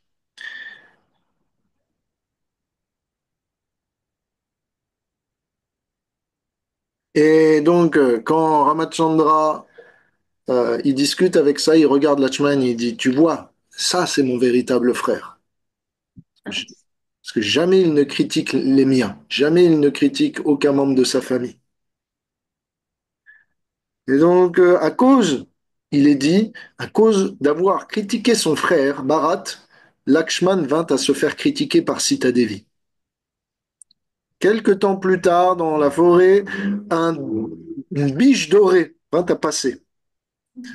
Et Sita Devi vint à dire, je t'en prie, s'il te plaît, Ram, va prendre cette biche pour moi. J'ai jamais rien, je suis une reine dans la forêt. Pour une fois qu'il y a un bel animal digne d'une princesse pour moi, je t'en prie, accepte.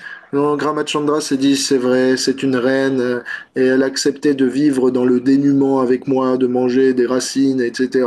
Donc laisse-moi lui apporter un cadeau. Il va aller. Lakshman lui dit, non, c'est un piège, c'est un démon qui essaye de nous séparer pour kidnapper Sita. Ramachandra dit, peu importe, je suis obligé de satisfaire sa volonté. Donc il a eh bien, tenté de capturer la biche dorée, qui en fait était un démon qui s'était transformé sous cette forme attractive. Pendant ce temps, Lakshman était mis en charge de la protection de Sita. Et ne voyant pas le retour de Mahamachandra et entendant apparemment un appel à l'aide, eh bien, Sita commença à sentir le poids de la culpabilité. Elle s'est dit, c'est moi qui ai envoyé mon mari chercher un animal, c'est moi qui l'ai poussé au danger, c'est euh, de ma faute si maintenant sa vie est en danger. Donc, je t'en prie, Lakshman, va le retrouver, va l'aider, va voir ce qui se passe. Lakshman dit, non, Ramachandra m'a dit de rester avec toi, te protéger, c'est ce que je vais faire. C'est trop dangereux, c'est sûrement un plan, un piège. Et là, eh bien, Lakshman va recevoir la réaction, on va dire, de sa critique. Il va se faire critiquer. Quand tu critiques quelqu'un, tu te fais critiquer. C'est ce qui va se passer.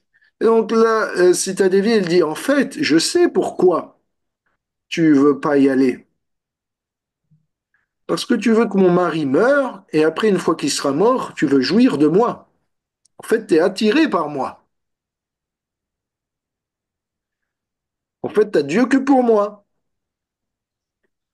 Tu veux la femme de ton frère. Et Lakshman, toute sa vie, il avait regardé que les pieds de Sita Devi. Il connaît, en fait, Lakshman, il est décrit dans le Ramayana que la seule partie du corps qu'il connaît de Sita Devi, c'est les pieds. Il n'a jamais regardé dans les yeux. Tellement il était respectueux de son frère. Et quand il a dit ça, c'était comme une épée, une dague plantée dans le cœur. Il n'a pas pu supporter ces critiques. Alors, il a décidé, eh bien, d'obéir à Sita Devi. Et pendant qu'il a délaissé Sita Devi pour aller chercher Ramachandra, Ravana arriva et kidnappa Sita. C'est comme ça que le kidnapping s'est fait. Donc, vous voyez, pour une critique, Lakshman avait critiqué Bharat, eh bien, il s'est fait critiquer par Sita. Sita avait critiqué Lakshman. Le résultat de ça, c'était qu'elle se fit enlever. Donc, c'est une réaction en chaîne, si on veut dire, karmique, même si le karma ne touche pas le Seigneur et ses acolytes. C'est pour nous montrer, voilà, le danger du prajalpa, ce qu'on appelle, voilà, les discussions mondaines ou simplement critiquer les gens qui sont chers à Dieu. C'est une chose qui peut non seulement nuire à notre vie, mais à celle de notre couple et venir à nous séparer. Donc si la critique est sur votre langue, sachez que elle finira par se retourner contre vous. Pas simplement contre vous, mais contre votre famille. Faites attention. L'important, c'est pas de parler à propos des autres, mais c'est de parler entre nous. Voilà, c'était une des raisons pour la séparation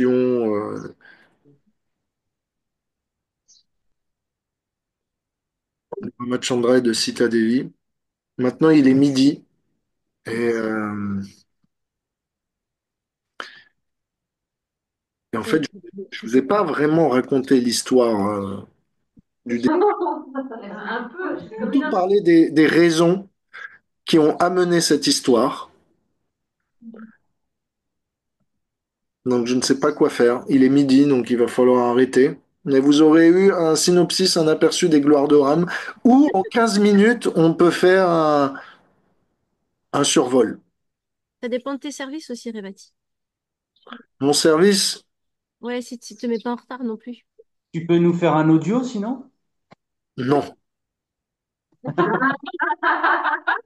c'est Ok, avec plaisir. entendu. De notre Ok. côté, c'est avec plaisir, mais il faut pas que tu te mettes en retard non plus sur ce que tu dois faire aujourd'hui. Ça va, mon service commence à 14 heures de nouveau. Ah, bah alors on est large. En Par mangeant. contre, ce que vous pouvez faire, c'est que si vous n'avez pas le temps, vous devez partir maintenant. Vous pouvez écouter l'audio qu'on s'apprête à faire. On t'écoute, on est là, on est en live. Donc, voilà. Maintenant, vous connaissez la raison, les raisons pour lesquelles Ramachandra est venu. Maintenant, parlons de sa naissance. Donc, proche de la rivière Sarayu, qui est maintenant dans l'Uttar Pradesh, est bien une terre verdoyante, prospère et riche en récoltes. Dans ce vaste territoire que l'on connaît sous le nom de Ayodhya, qui avait été construit selon les désirs de Vevasvata Manu, donc notre Manu, c'est-à-dire c'est un peu l'équivalent d'Adam et d'Ève. C'est celui qui vint à arranger la procréation et la multiplication des êtres humains sur Terre. Donc c'était auparavant un de ses fiefs sur Terre. Dans cette contrée, Dasharat était un empereur que tout le monde acceptait comme un Rajarshi. Raja, ça veut dire roi, Rishi, ça veut dire un sage, donc un sage parmi les rois. Il était un guerrier formidable. Dasharat, ça veut dire celui qui a conquis les 10 directions sur son chariot. Donc, le père de Ramachandra était un guerrier hors norme. Il était capable de combattre un nombre illimité d'ennemis tout seul. Lui et ses citoyens étaient complètement pieux. Et donc, si vous voulez, l'image de la civilisation védique était parfaitement représentée dans le royaume d'Ayodhya. Mais le roi avait un problème. Bah oui, comme d'hab. Sinon, vous n'êtes pas dans ce monde. Le problème, c'est quoi? C'est que il n'arrivait pas à avoir de fils. Donc, gros problème pour un roi qui a besoin d'un héritier. Et donc, un jour, il décida de faire un sacrifice pour obtenir, eh bien, un fils spécialement. Cela marcha et il obtint du sacrifice, donc un feu de sacrifice, du riz sucré, ce qu'on appelle charou. Et de ce riz sucré, il suffit d'en prendre un petit peu pour pouvoir tomber enceinte. Donc, Dasharat avait trois femmes.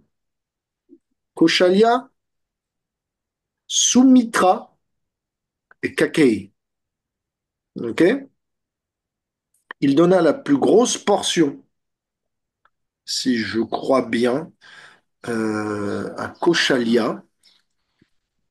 Il donna, ouais, c'est ça, la moitié à Koshalia, Sumitra un quart et un huitième, et Kakei un huitième. Donc c'était par ordre, on va dire, voilà, les reines les plus aînées obtinrent la plus grosse portion. Et les reines qui étaient plus récentes, mariées plus récemment, et donc on va dire plus juniors, eh bien obtinrent une portion moindre. Et donc ce qui fait que eh bien, les trois reines tombèrent enceintes. Koshalia eut Ram, le plus puissant, puisque elle avait pris la plus grosse portion du riz mystique. Sumitra eut deux fils, puisqu'elle avait pris deux portions, un quart et puis après un huitième. Elle obtenu Lakshman, qui était donc, en termes de puissance, la moitié de Ramachandra, et elle obtint Bharat, qui était en termes de puissance la moitié Lachman. de De Lakshman. Lachman. Et Kaikeyi, pardon, elle obtint Shatrugna, excusez-moi, et Bharat vint à naître de Kakeyi, qui pareil était la moitié de Lakshman en termes de puissance. Tout se passe bien, les enfants naissent. Ramachandra a le teint comme l'herbe fraîche, assez verdoyant. Tous sont heureux de voir, eh bien, au fur et à mesure que les enfants grandissent, leur qualité exaltée.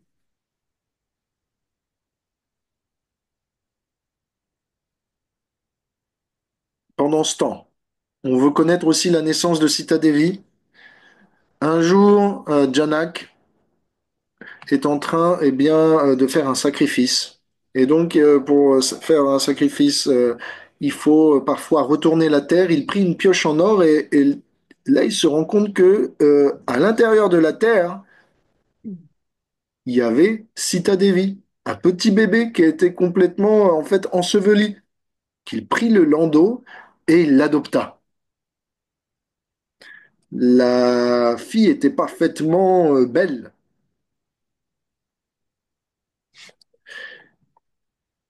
Et donc, elle était tellement belle que Janak était surpris. Elle était tellement belle, mais aussi Sita Devi était tellement puissante.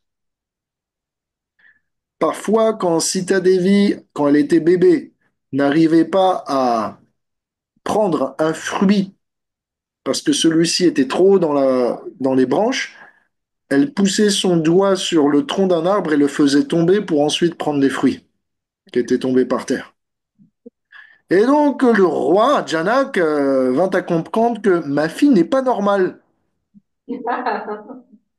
Effectivement, d'un pouce, elle peut faire tomber des arbres centenaires.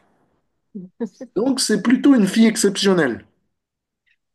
Puisqu'elle est exceptionnelle, je vais devoir organiser une cérémonie de mariage Exceptionnel. exceptionnelle. Exactement.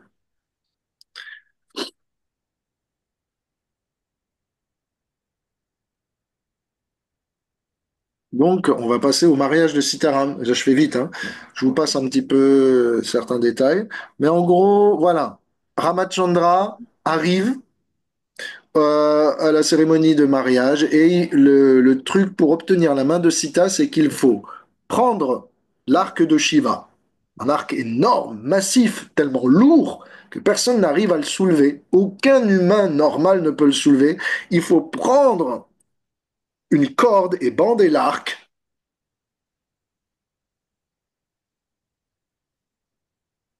pour pouvoir le soulever et tirer avec. Ouais. Rien que tirer avec l'arc, c'était tellement difficile que ça, c'était en fait, eh bien, l'épreuve pour marier Sita. Ce qui se passe, ce qui se passe, c'est que tout le monde essaye. Personne n'y arrive. Même Ravana essaye. Il n'y arrive pas.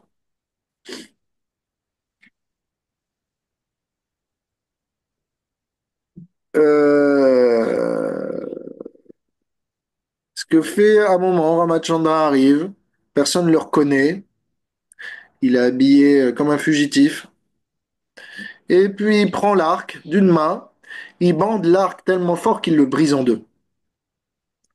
Donc non seulement l'épreuve a été gagnée, mais elle a été outrepassée. Ou dans une autre catégorie. Donc Dasharat est tellement content qu'il vient eh bien, amener la main de sa fille.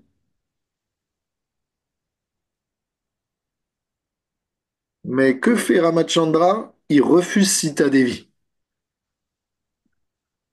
Dasharat dit, t'as participé, t'as gagné, pourquoi tu prends pas eh bien, ton dû? Ramachandra dit non, je je peux pas accepter la main de ma femme sans avoir d'abord pris les bénédictions des dévots, de mes parents. Donc, avant de marier, il prit la bénédiction de Vishvamitra, de Vasista, de ses prêtres, etc., de toutes les personnes spiritualistes de la cour, et ensuite, simplement, il accepta.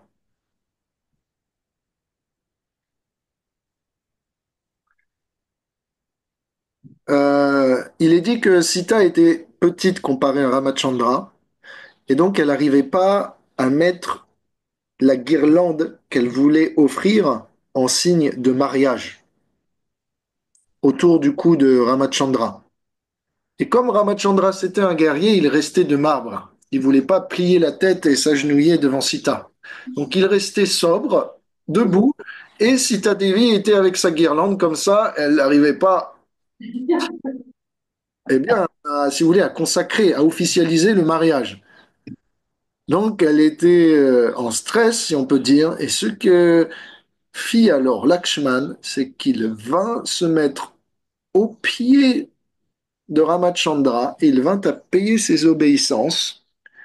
Et Sita Devi put marcher sur Lakshman pour atteindre eh bien, son cou.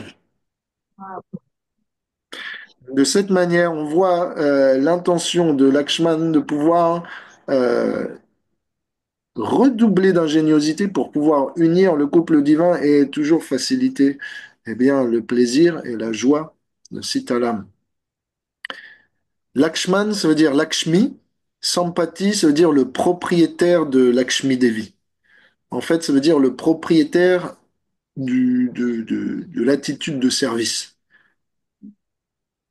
Lakshman, ça veut dire littéralement celui qui est propriétaire de la richesse de l'attitude de service.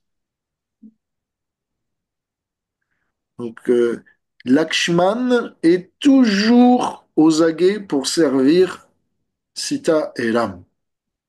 Si bien qu'il est mentionné que de toute la vie, de toute sa vie, il n'a jamais dormi une minute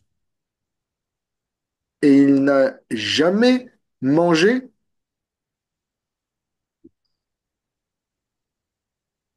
si Sitaram n'avait pas mangé d'abord. Pourquoi il n'avait jamais dormi? Parce que la nuit, il veillait sur eux. Pendant que Sitaram était en train de dormir, il gardait la porte. S'il n'y avait pas assez à manger, il donnait tout, il jeûnait. Il prenait seulement les restes, s'il y avait quelque chose en plus. Donc voilà, le serviteur qui est prêt à se donner même dans la souffrance, jusqu'à souffrir. Il y a, il y a, il y a quelque chose qui est une leçon importante dans la vie de Lakshman, c'est que si vous voulez vous abandonner à Krishna, vous allez devoir servir. Servir, ça veut dire se donner, se sacrifier pour Krishna. Et il n'y a de sacrifice, d'abandon et de don de soi que à partir du moment où on en exprime, où on en sent une douleur. Je prends un exemple.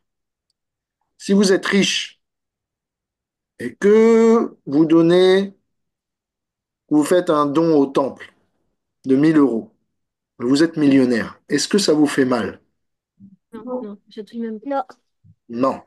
Maintenant, imaginons, vous êtes pauvre, vous avez le SMIC. Non. Si, on a le SMIC. C'est pas, Je sais que tu es plus riche, t'en fais pas. c'est pas sûr. C'est pas sûr. Imagine, tu as le SMIC. C'est un peu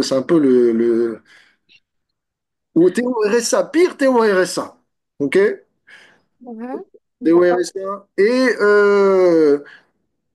tu as 500 euros sur le compte et tu les donnes au temple parce que tu es inspiré, il y a une bonne cause. Est-ce que ça te fait mal? Oui, Plus, oui, oui. oui, Oui, mais parce que tu sais pas comment tu vas manger le lendemain. Non, il y a un sacrifice à partir du moment où ça commence à peser sur toi. Où le don n'est véritable, le sacrifice n'est véritable à partir du moment où on sent qu'il y a une douleur qui va avec. Sinon, le don n'est pas complet. Sinon, le don n'est pas généreux. Et Krishna nous demande de nous abandonner. S'abandonner, ça veut dire être généreux dans le don de soi envers lui. Et ça, c'est ce que Lakshman y fait. Il se dépasse dans son attitude de service. Donc, il représente l'attitude de service. Lakshman représente ça. Bharat, qui est donc le fils de Kakei, lui, ça veut dire Bharat, ça veut dire celui qui porte le fardeau. C'est un drôle de nom, mais c'est un nom qui va bien lui aller puisque, en fait, toute sa vie, Bharat va être critiqué parce que c'est sa mère qui a causé l'exil de Ramachandra. Et toute sa vie, on va croire qu'il faisait partie de la conspiration alors que non. Il voulait que Ramachandra soit roi. Sa mère ne voulait pas. Elle voulait que son fils et sa dynastie aillent plutôt sur le trône en tant qu'héritier. Donc elle vint à conspirer. Et finalement, Ramachandra vint à se faire exiler. Et tous les citoyens en avaient dur parce que Ramachandra, il était tellement magnifique. Il était le roi parfait, pressenti, adoré. Et quand Bharat vint à le remplacer, tout le monde le critiquait, conspué, et pourtant il accepta de faire son service toute sa vie dans la critique. Ça, c'est un bon point, c'est que Bharat accepta le fardeau de servir contre vent et marée. Donc, malgré la critique, la conspuation, etc. Et Shatrugna, ça veut dire celui qui défait ses ennemis, qui défait les impies. Et ce qui est marrant, c'est que parmi tous les 4 frères, Shatrugna, c'est celui qui tua le moins de démons. Et pourquoi il fut appelé ainsi? C'est parce que il acceptait d'être toujours humble. Parmi les 4 frères, c'était celui qui était le moins connu. Il n'a pas été comme Bharat, roi. Il n'a pas été comme Lakshman, en compagnie de Ramachandra, et aussi prestigieux que lui. Il était toujours au service de ses frères. Et quel est le plus grand ennemi dans ce monde si ce n'est notre fierté, nos sens, le fait qu'on veut être le contrôleur, le centre de l'attention? Et ça, Shratrugna avait réussi eh bien, à défaire cet ennemi de l'égocentrisme en étant, eh bien, si vous voulez, le- entre guillemets, d'accepter la place de la roue de secours. Donc si vous êtes sur le banc de touche, eh bien, ne vous en faites pas. Dieu accepte aussi cette position.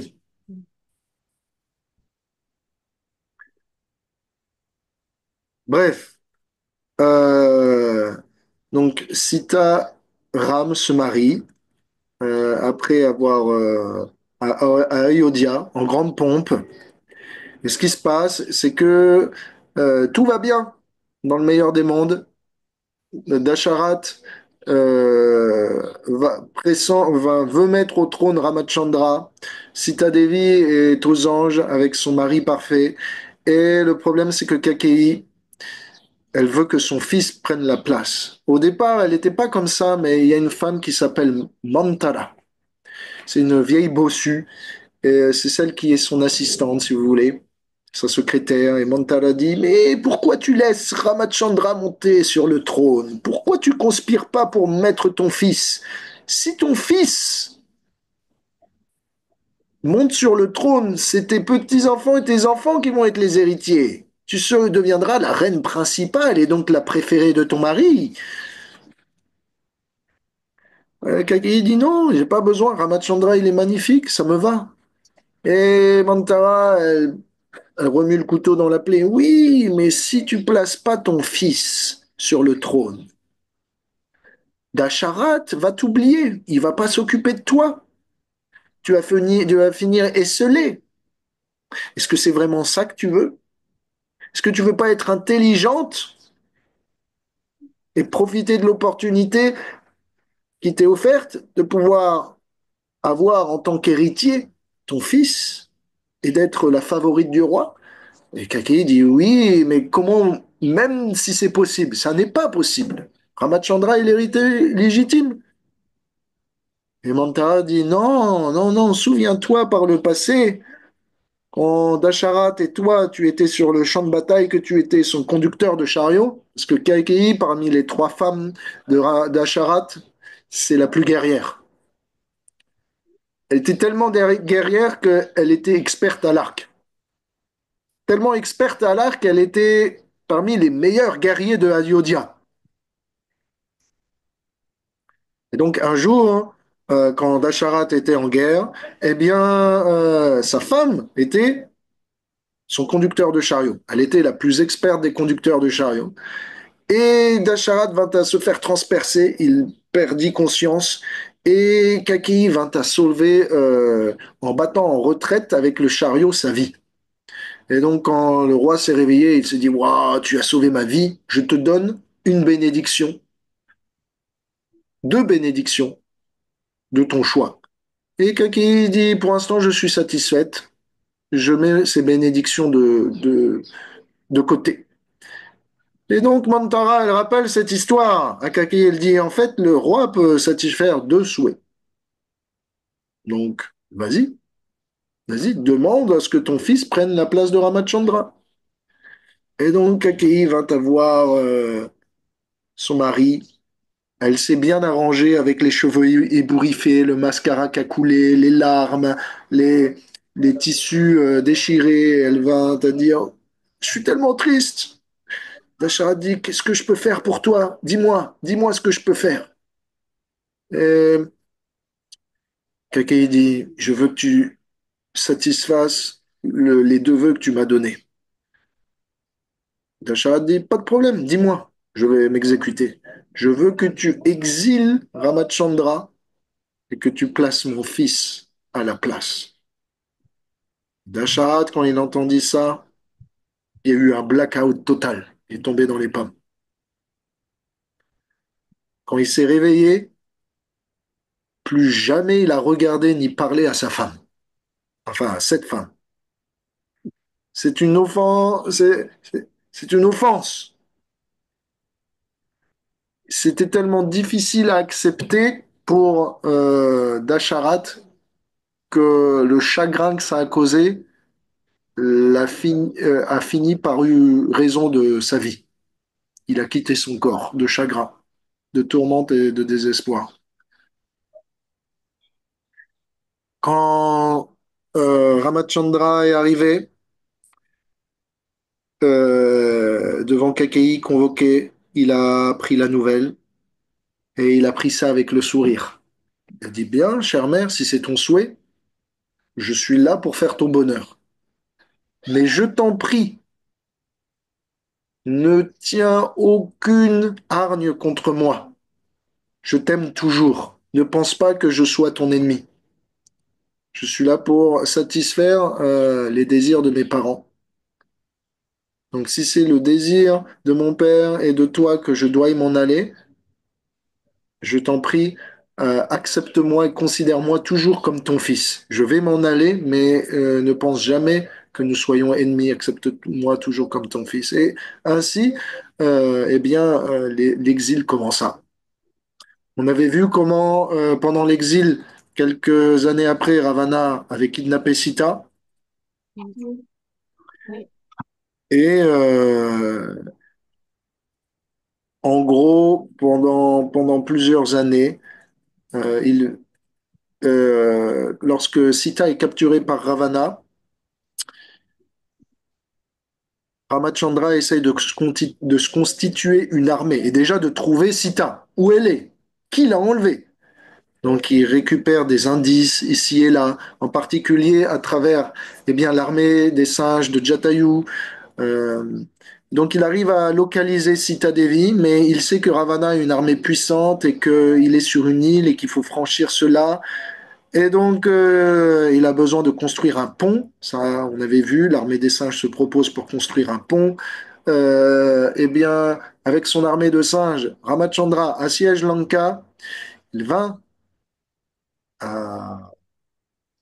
tuer Ravana. Et quand Ravana, pardon, quand Ramachandra revient à Ayodhya, triomphant, apprenant les bruits avant-coureurs, entendant, on va dire, les bruits de couloir que, eh bien, Ravana est mort, Ramachandra a triomphé, il va revenir à Ayodhya, tous les citoyens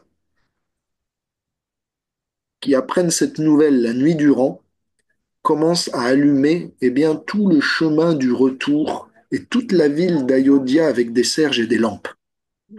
Et donc, est-ce que vous avez déjà entendu parler de Diwali ou de Dipavali, Oui. Oui. la fête des lampes? Mm. Eh bien, la fête des lampes tire son origine de l'histoire de Ramachandra. C'est pour célébrer son retour à Ayodhya. Puisqu'il revint la nuit, toutes les personnes voulaient que la ville soit illuminée lors de son retour en fanfare. Donc voilà pourquoi on alluma eh bien, de nombreux cierges, lampes, etc. Et quand Ramachandra revint, il reprit la place sur le trône. Bharat n'attendait que cela, de voir son grand frère prendre les rênes du royaume. Et Ayodhya fit bien sous la gouverne, la tutelle de Ramachandra pendant plus de 30 000 ans. Ouh. Pas mal. Pas mal. Donc, c'est quand même incroyable parce que Krishna est resté combien d'années sur Terre? Parce que, Je suis pleine. 92? non, plus. Bonne tentative, mais plus. Il est resté 125 ans. 25. 125. Donc retenez ce chiffre, 125 ans de présence de Krishna sur Terre. Mais combien de présence de Ramachandra sur Terre? 32 000. C'est beau, hein? C'est un bel acte de compassion de la part de Ramachandra de bien vouloir bénir la Terre de sa présence pour une période aussi longue.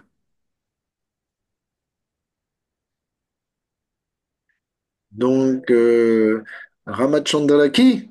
Jal. Voilà, vous avez eu en gros un synopsis ou je dirais un résumé des événements de la vie de Ramachandra. Mm. Merci. Pour en savoir plus, le Ramayana est traduit en français. Est-ce que vous avez des questions? Non. Non. Ok. Bon, il est temps. Je vous remercie pour votre participation. J'espère que les gloires de Ram vous ont plu. Merci Oui. beaucoup, Mathilde. Bah oui, oui. Mm. Merci hein, pour le petit supplément. Avec plaisir. Et je vous embrasse fort. Et on va prier ensemble avant de nous quitter pour que Ramachandra nous inspire en ce jour de victoire qui est la sienne. Être aussi victorieux contre tous les obstacles qui sont placés sur notre chemin et contre nous-mêmes, nos démons intérieurs.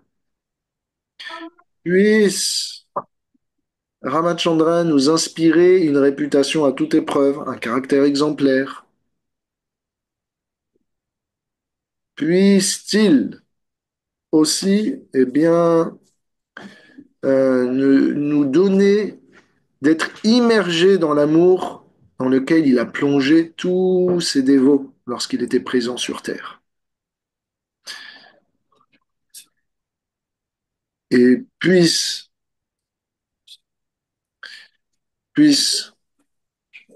eh bien, puisse-t-il nous permettre de trouver euh, la patience, de l'attendre, comme les citoyens d'Ayodhya ont attendu si longtemps son retour. Si vous êtes d'accord avec cette prière, vous pouvez lever les mains et dire Hare Krishna. Hare Allez. Krishna. Shri Ramachandra Lakshman Sitaram Hanuman ki. Ah, Shri Krishna Keshava Mukunda Punya Shloka Shikamani ki. Jai. Jai Gaur Paramanande. Harishwar. Prabhupada ki. Jai. Je vous souhaite une merveilleuse semaine. Je suis content de vous avoir trouvé. J'attends Mathieu qui va passer normalement bientôt. Et les Toulassis vont être distribués. Et Merci. Merci. si à Varchana, vous voulez des Toulassis, voilà. C'est Ok, vrai, Mathilde. on te Oui. dira, Revati. Merci beaucoup.